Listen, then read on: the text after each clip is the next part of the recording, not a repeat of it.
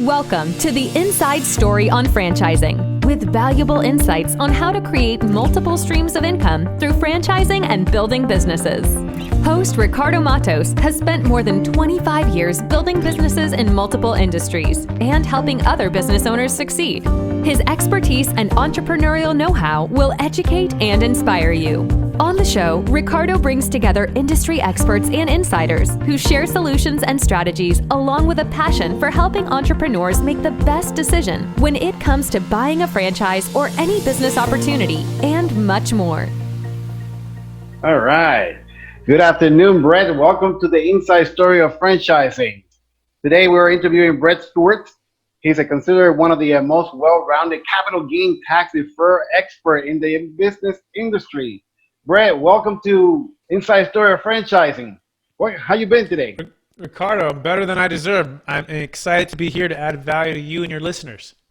That's always great. I love when people say those things. And not only to me, but a lot of those listeners who are interested of owning a franchise and knowing what franchise is all about and some of the things and the tools that they need to have in their life to continue striving their business. And a lot of times people don't realize how many different applications or things or needs they need to be in the back end to run a business. And one of the biggest misconceptions people when they buy a franchise, even though a franchise is a proven methodology, is that the franchisor gives them all the tools. Well, unfortunately, that's not always the case, but people like you who have certain ideas or suggestions, it's always to keep them in the back end to additional growth and stimulate to continue expanding their knowledge.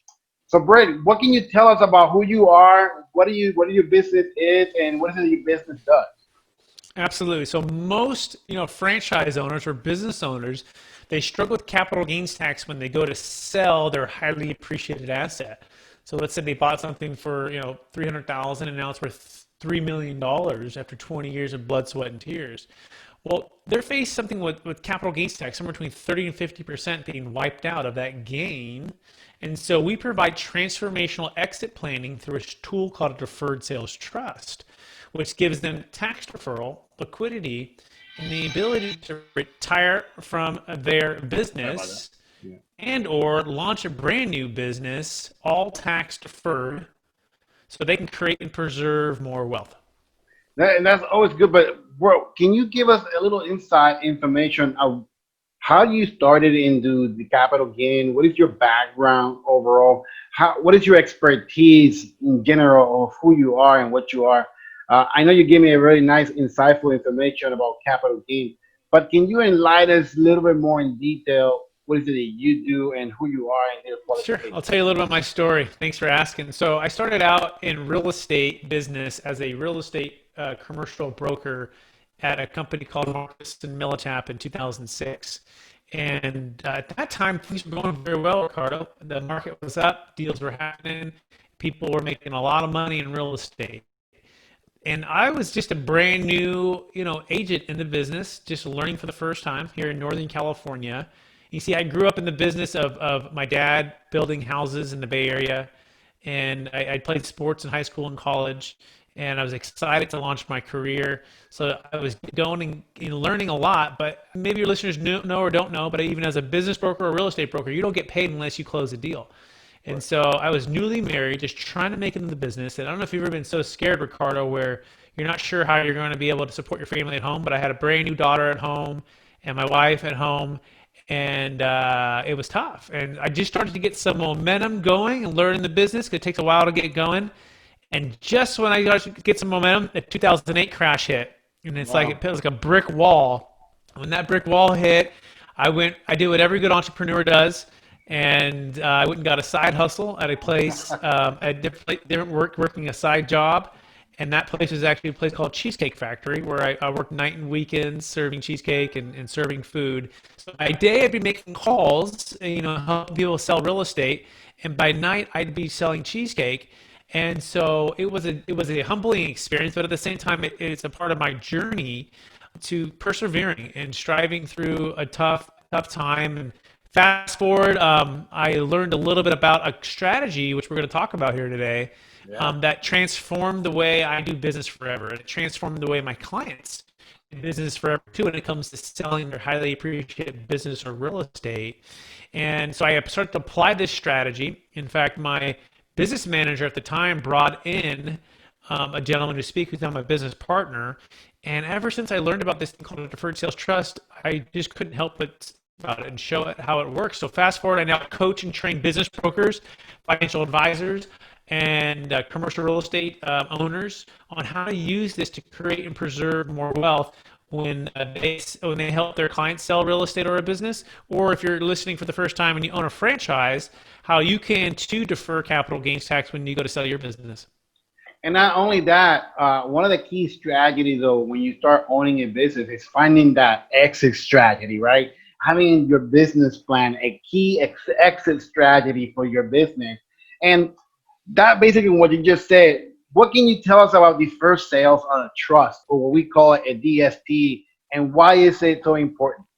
Yeah, so most, again, clients, they struggle with capital gains tax, but more than that, they also want something to give them what's called a transformational exit plan, okay? And I'll talk about the difference between that and just like a transactional exit plan.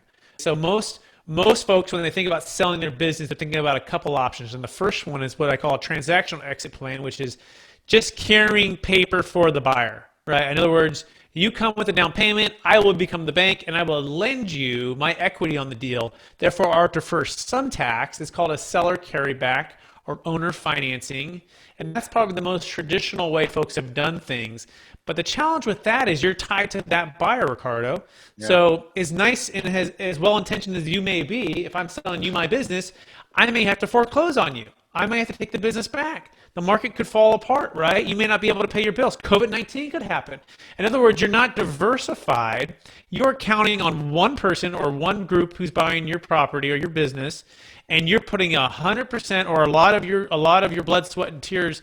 You're carrying back that equity, and that person may foreclose on you, right? Mm-hmm. And I like to call that the transactional exit plan, or also known as kind of like the Blockbuster way of doing things, Ricardo. Do you remember back in Blockbuster, the old days, about 10 years ago?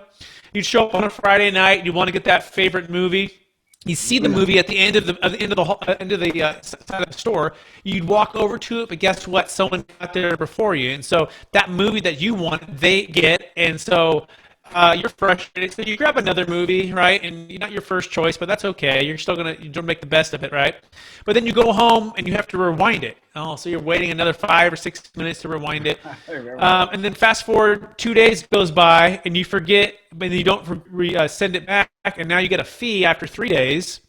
Okay, this is the transactional type of plan that most people do. They're stuck in these really small windows with no diversification, no liquidity. They might have to take it back. Whereas you now have the Netflix, which is known as the Deferred Sales Trust. Mm-hmm. And it's a better way of doing things, right? There's no timing restrictions. You don't have to finance someone 100%. You don't have to finance anyone at all. You just have to finance the trust, and then you can invest it whenever you want. Stocks, bonds, mutual funds, or you can use it to fund your next business venture. In fact, we just had a business owner.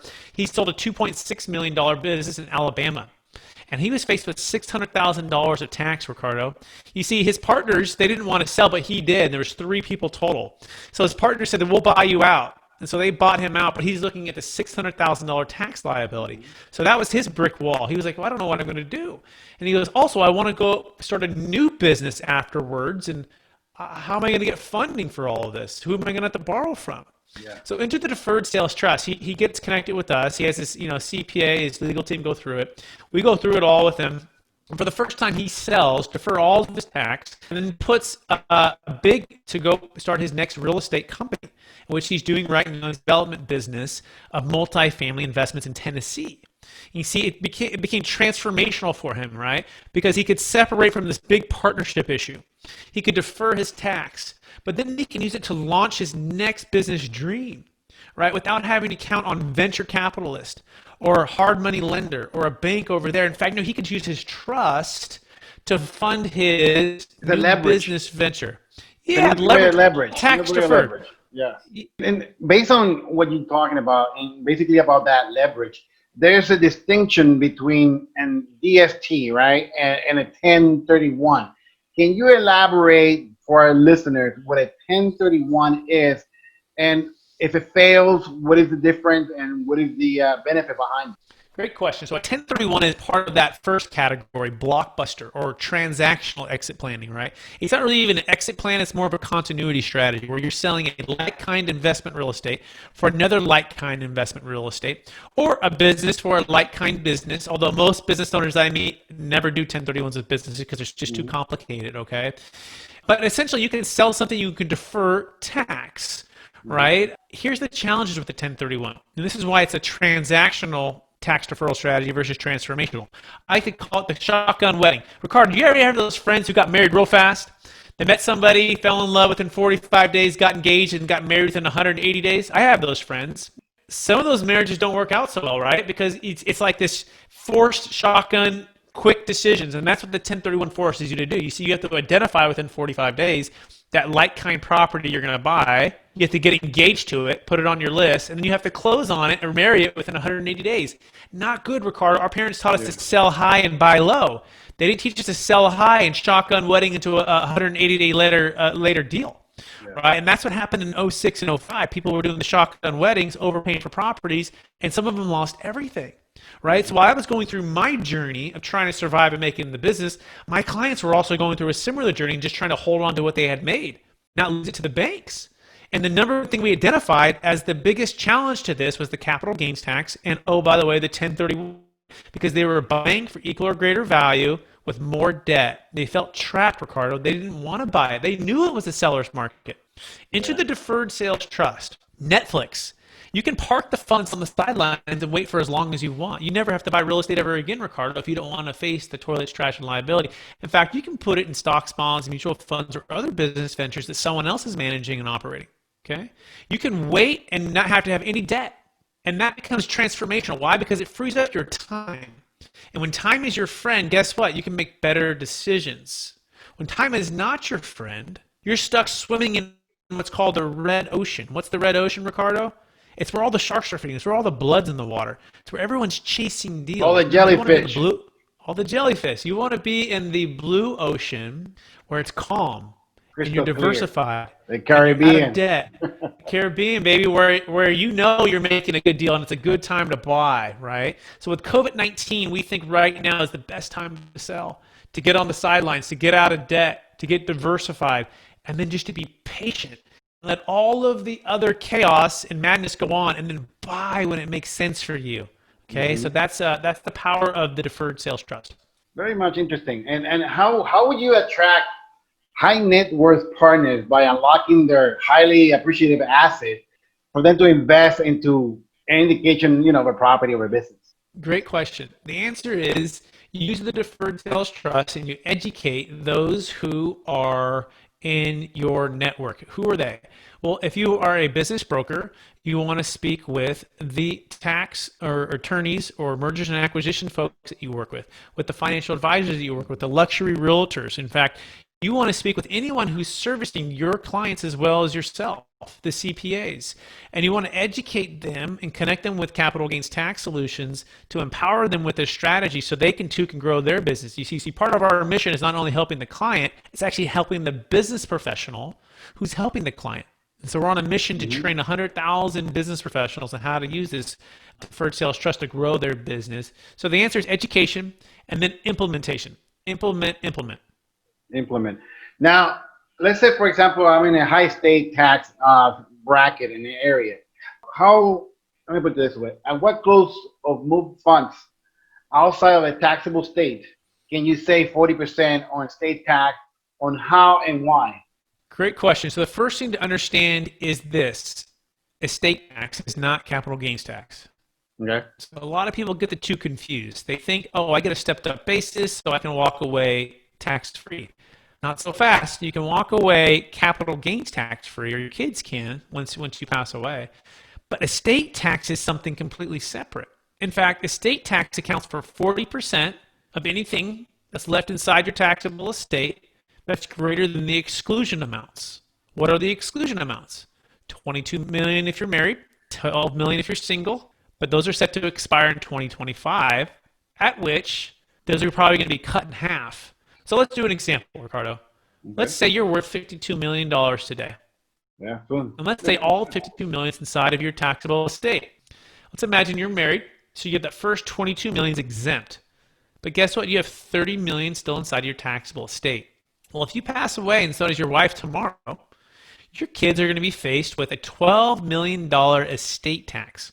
That's 40% on 30 million. Yeah. That's not good, right? That's a big part of that wealth that could have been given to causes that you believe in, to your great grandkids' college education, whatever you want it to do with it, right? Or you want your trust to do with it. Mm-hmm. And that's the power of the deferred sales trust, and that we can move all of your equity on the sale of an asset. So let's say you have a $30 million business that you're selling, and we can move all of that outside the taxable estate in one transaction in one day. And why is that important? Well, in the transactional type of exit planning, you're having to do what? Sell and gift small amounts slowly, or give it all the way to charity. There's nothing wrong with giving it all the way to charity, but most people don't want to give it all the way to charity. No. So the deferred sales trust is beautiful in that you can sell, defer, not have to give any of it away to charity if you don't want to, and move it all outside your taxable estate, saving that 40%, which makes it transformational. You know, your company helps create and the importance of all these plans and how to build this tax deferred wealth plan. How would you now, using your top 7 questions in society or in life on how to defer taxes, how will you create this strategy and what are those strategies are? So, yeah, how do you differentiate what works for you? I think that's Correct. kind of the question you're asking. I mean, yeah. So, if you put it that way, because not everybody has the same equality of entity of for their strategies or how to create, tax deferred. Yeah. Well, first of all, you want to classify what asset you're selling and what laws are even available to you. So, for example, a primary home. Well, a primary home does not work for a 1031 exchange, or a 1031 exchange doesn't work for a primary home because 1031 only applies to investment property. So we just sold a deal in Cupertino. Cupertino is right next to, it's actually the city of Apple headquarters. Mm-hmm. Apple, the biggest company in the world, right? Yeah. One of the top 2. A $5 billion campus. Ricardo, if they built a $5 billion campus next to your house, guess how much value would increase over the last 20 years? Well, that's what happened with our client. Her name was Maxine, and her house went through the roof. But she was faced with huge capital gains tax. Kids are gone, empty house, and she wants to sell. She cannot do a 1031. She had what's called a 121 exclusion, which gives you $500,000 if you're married, or $250,000 if you're single, if you live there 2 of the last 5 years. But beyond that, she had no capital gains tax deferral option. So she used the Deferred Sales Trust, and that helped her to defer the tax. So that's the first thing. You want to make sure that you actually have an option for the deal that you're selling. Okay, so the next one would be, okay, so the Deferred Sales Trust, it works for primary home, it works for investment property, it works for business, it works for cryptocurrency, it works for highly appreciated public stock, private stock. Yeah. The 1031 only works for investment property. Again, it can also work for a business, but I haven't seen anyone actually trade a business for a business. It's kind of really complicated thing. So that's step number 1. Just figure out what works for you. Step number 2, do you want to give it all the way to charity? Because the CRT does work for other asset types, but most people don't want to give 100% away irrevocably to charity, right? They want to give maybe 10% or 20% or 30%. So that's where the CRTs aren't as popular. And the next step would be, what do you see your time and energy being spent with? At a certain point, Ricardo, you've made enough wealth, and so have your clients if they're listening to this. They're baby boomers. You see, they put blood, sweat, and tears into their dental practice, into their restaurant, into their car dealership for 20, 30, 40 years, and they're faced with this huge tax, and guess what? They're running out of time. Time for what? Time to spend time with their grandkids, time to travel, time to get rid of the toilets, trash, liabilities, employees, and government laws and regulation. They want to enjoy their wealth. Yes. They don't want to spend their time just building it, not selling it because of the tax. So guess what? We're going to help you map that out, create that vision, and then ask yourself, what tool, what strategy actually helps me to accomplish what I want? So once you determine what you want, Ricardo, we can help you get there. And oftentimes, most of the time, it's the Deferred Sales Trust is the tool to get you there. So let me ask you this question. Let's say I'm a franchise owner that I own multiple territories. My business is very successful. I'm making a lot of great money. Now in the point where I want to retire, but then capital gain comes along the way. Is there any way to create a strategy method by creating a not-for-profit organization, which we see a lot of the people in the music industry doing so, where they take millions and millions of dollars to create a non-profit organization to avoid capital gain or tax in those entities? Can they do that also in the sale of a business of a franchise? That's a trick I'm not question. familiar with nonprofits as a way to defer capital gains tax. We are niche focused on the Deferred Sales Trust. We do know about the 1031 exchange, the charitable remainder trust, the opportunity zones, the Delaware Statutory Trust, and the Deferred Sales Trust. I have not seen the nonprofit part. I would only suspect that is very restrictive on what you could do with those funds. Part of the beauty of the Deferred Sales Trust is very flexible about the payments that you can receive, how you can invest the money, starting a new franchise with the money, buying more real estate with the money, never go into real estate if you don't want to. It's your money. It's owed to you, and there's no really restriction. That's why I like it. I like it much better than the CRT because the CRT has a bunch of has restrictions on it. I want freedom and flexibility. So I can only suspect that if you do like the nonprofit route, that there would be a lot of restrictions, but I can't speak for certain on that. Okay. Also, what are the largest wealth transfer in history that you have planned out or that you have worked, for charitable causes or with any wealth? Yeah, so right now the largest wealth transfer in the history of the planet is happening, and it's known as the baby boomers. So I touched on it a little bit, but I'll dive into the details here. And this is according to the American Bankers Association. There's about $17 trillion that will pass from one generation to the next 20 years. And this is by the baby boomers. In fact, there's about 77 million in the U.S. alone that are turning 65 every day, and there's about 10,000 of them turning 65 every day.